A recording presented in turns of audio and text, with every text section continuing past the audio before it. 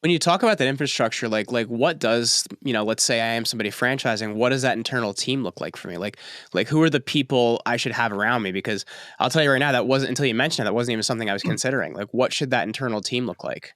Yeah, so you want to have really good operate. If it comes into the restaurant business, you really want to have someone who knows the restaurant business, someone who's going to be a really good, strong operator that has that experience to where, hey, I have multi-unit experience. I could oversee these 3 restaurants for you, against a manager who's kind of green and runs the restaurant, but he would have no idea how to run 2 or 3 others. You definitely want to have that strong team, and you can take that green manager and then develop him to eventually become taking over. He's going to oversee restaurants 4, 5, and 6. But you just want to build the team, and that's another way athletes are so successful, because they're used to being part of a team. They're used to they deal with a lot of different personalities. Same thing in franchise business. You got to build a big team and an infrastructure to go out and be successful. And I guess like looking at it then, like what would you say are the best? I don't know if personality traits covers everything, but like, what would you say are kind of the best traits someone should have to be a successful franchisee? Like what are the things about them that make them good at it?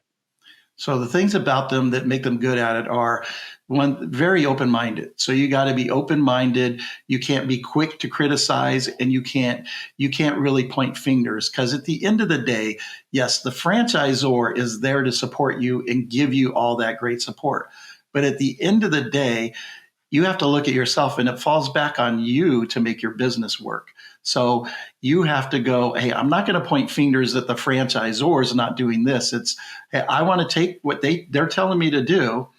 I have never done this business. I've been successful in a past career, but I've never done this business. And you got to go lead me and show me the way and be able to follow, and just have that open mind of being able to take and take their instruction that they're giving you.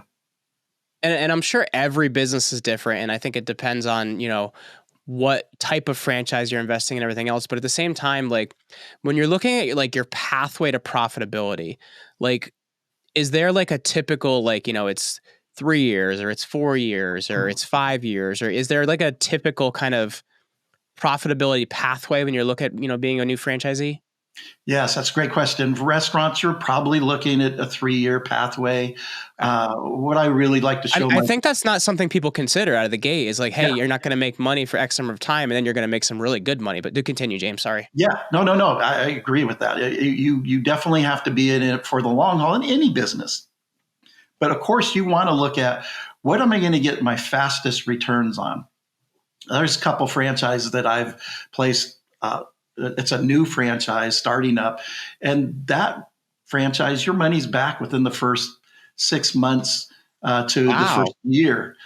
So if you do it right, and typically that's where you have the potential earnings. So that is very quick, and that investment is on the lower investment level of 200K total all in, and you're back in the money within your first year. You have the potential to be. I would say this is one that if you have a bad location, then you're probably get your money back within 2.5 years. So that's still a really good investment to do. And it's different that you look at size of real estate, size of building, what the rent's going to be, and all that, or Sure. what you get your money back. But you want to kind of plan the long way, 3 years. But there's strategies and franchises out there where you do have the potential to get it back fairly quickly.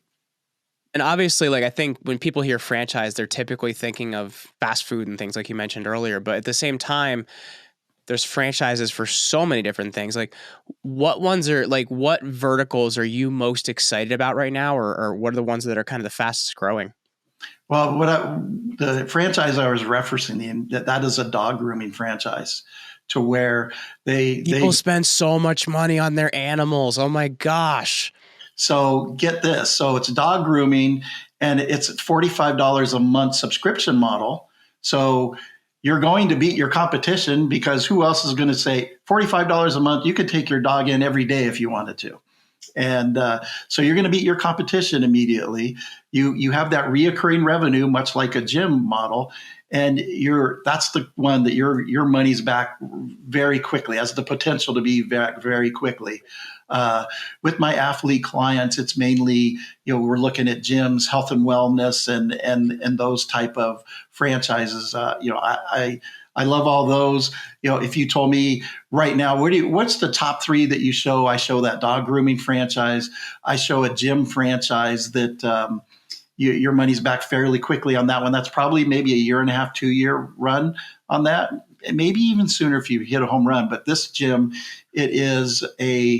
they do weight loss challenges in their gym. So not only do you Wow. have gym memberships, but every 6 weeks they have new clients coming in to do weight loss challenge, and they sell supplements and they do meal planning for them. So they're really helping transformation of lives as well.